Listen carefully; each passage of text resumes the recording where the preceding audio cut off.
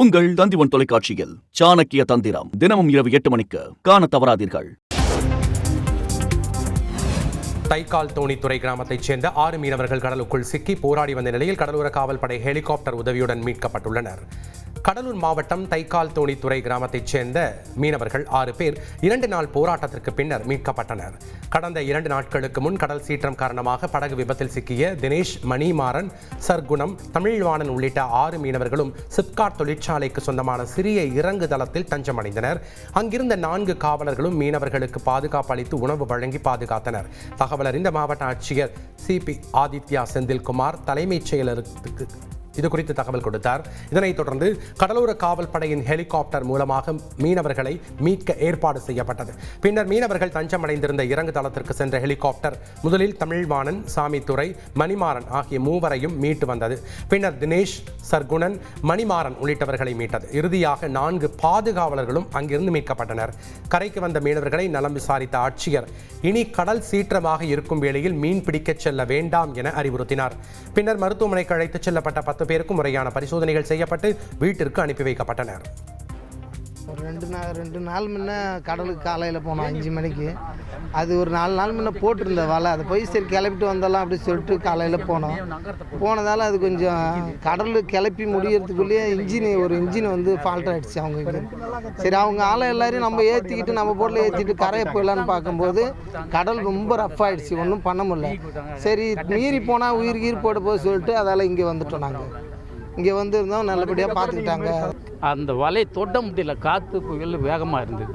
அப்படியே அந்த வாரம் போய்கிட்டே போச்சு. நாங்களும் உள்ளே பூர முடியல என்ஜின் வலையை இன்ஜினை எடுத்துக்கிட்டு அப்படியே கடல் மேலே போனோம். 2 போட்டு போகிறோம்ல, அது ஒரு போட்டு என்ன ஆகிப்போச்சு, ஆயில் பொத்த விழுந்ததால் அதை நங்கரம் போட்டோம். அப்புறம் எல்லா ஆளும் ஒரே போட்டில் ஏறிக்கிட்டு இப்படியாவது கரை சேர்த்துலாம் போக முடியல, நெருங்க முடியல மொத்தாட்டியே. அப்புறம் என்னாச்சு, எல்லாம் டீசல் ஆகி போச்சு. அப்படியே அடிச்சுக்கிட்டு போகுது, தர போச்சு. கப்பக்கிட்ட போய் அந்த பாலத்தை மெதுவாக பிடிச்சி 6 பேரும் ஏறினோடனே போட்டு அங்கேயே அடிபட்டு உள்ள. அந்த போட்டில் உள்ள இந்த ஓஸ் கட்டாகி போச்சு. அந்த போட்டை எடுத்து ட்ரை பண்ணி நாங்கள் கரையை வரலாம் பார்த்தோம். 2 தடவை ட்ரை பண்ணோம், முடியல. 3ஆவது தடவை இந்த போட்டு இதில் நாங்கள் இந்த போட்டு ஆங்கர் வச்சுட்டு அதில் ஏறிட்டோம்.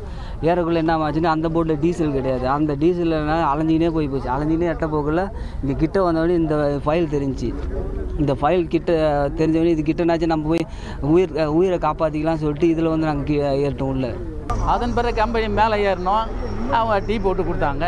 அப்புறம் சாப்பாடு ஆக்கி போட்டாங்க, பருப்பு சாப்பாடு. அப்புறம் இன்னைக்கு காலையில் கஞ்சி போட்டாங்க. இப்போ பருப்பு சாப்பாடு ஆக்கி போட்டாங்க. சாப்பிட்டு உட்காந்துருந்தோம். டிவிலாம் கேட்டாங்க, இது மாதிரி லாஞ்செல்லாம் அனுப்ப மாட்டாங்க. அப்படி சரி சென்று வரும்போது ஒன்லி இது மாதிரி வந்தால் தான் போக முடியும்னு நான் எல்லா டிவிக்கும் சொன்னேன். நான் கடலுக்கு போகக்கூடாது. அதையும் மீறி ஒரு 6 பேர் நேற்று கடலுக்கு போயிருக்காங்க.